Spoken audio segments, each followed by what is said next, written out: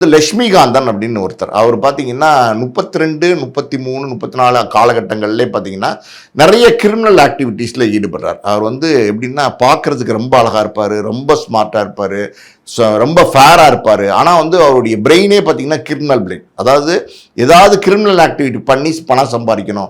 சில பேருக்கு இருக்கும் அந்த மாரி எண்ணம். அதாவது இந்த தவறான வழிகள்ல சம்பாதிக்கணும். இது சரியில்லை அப்படின்னு தெரிஞ்சே அதுல தான் போய் அவங்க சம்பாதிக்க நினைப்பாங்க. ஒரு சிலர் அப்படிதான் இருப்பாங்க. 100ல 2 பேர் அப்படி இருப்பாங்க.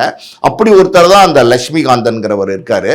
இவர் நிறைய கிரிமினல் ஆக்டிவிட்டீஸ்ல ஈடுபட்டதுனால பார்த்தீங்கன்னா 32, 33 காலகட்டங்கள்லேயே அவரை கைது பண்ணி அன்னைக்கு ஒருங்கிணைந்த மெட்ராஸ், அதாவது சென்னையா இருந்துச்சு.